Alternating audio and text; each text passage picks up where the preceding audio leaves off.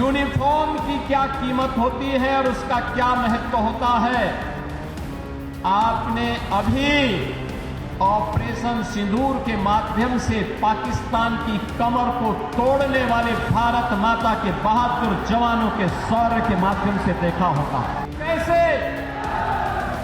प्रधानमंत्री मोदी जी के मार्गदर्शन में भारत के बहादुर जवानों ने पाकिस्तान को चारों खाने चित्त करते हुए उसको उसकी ही औकात में लाने का काम किया है।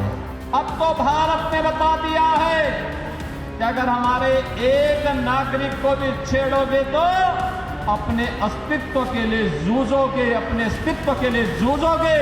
अगर कभी दुश्मन ने कोई जुर्रत की तो उसके घर में घुस करके उसको मार करके उसका काम तमाम करने की पूरी क्षमता भारतीय सेना के पास है। यूनिफॉर्म की क्या कीमत होती है और उसका क्या महत्व होता है। आपने अभी ऑपरेशन सिंदूर के माध्यम से पाकिस्तान की कमर को तोड़ने वाले भारत माता के बहादुर जवानों के शौर्य के माध्यम से देखा होगा।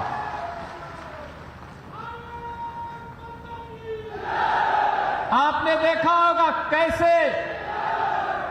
प्रधानमंत्री मोदी जी के मार्गदर्शन में भारत के बहादुर जवानों ने पाकिस्तान को चारों खाने चित्त करते हुए उसको उसकी ही औकात में लाने का काम किया है।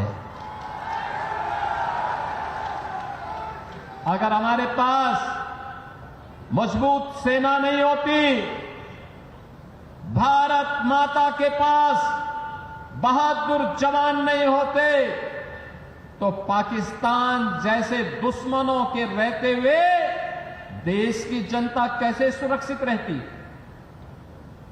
कैसे सुरक्षित रहती। अब तो भारत ने बता दिया है कि अगर हमारे एक नागरिक को भी छेड़ोगे तो अपने अस्तित्व के लिए जूझोगे, अपने अस्तित्व के लिए जूझोगे। और आज पाकिस्तान दुनिया के अंदर गुहार लगा रहा है कि जान बकस दो एक बार।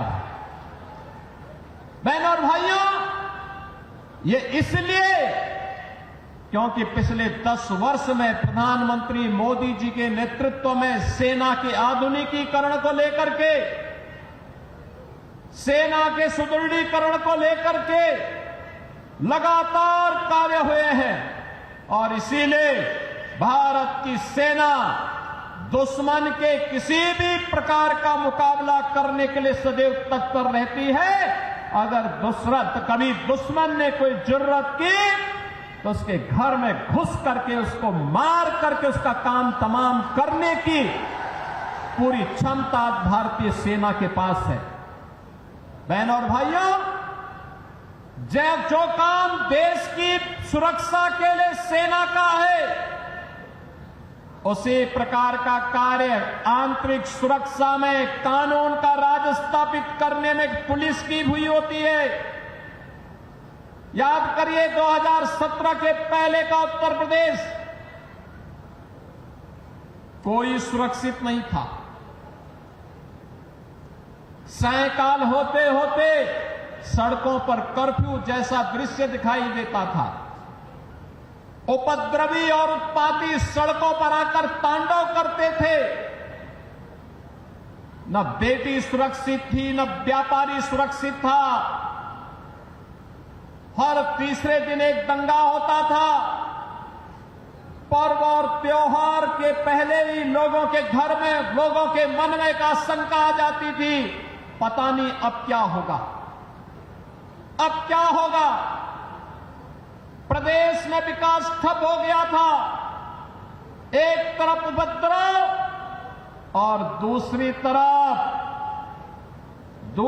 तरफ अंधेरा। इन दोनों के बीच का समन्वय था समाजवादी पार्टी और पहले की 2017 की पहले की सरकारें। वे गुंडों के साथ मिलकर के प्रदेश में अराजकता फैलाते थे, कानून के लिए संकट खड़ा करते थे।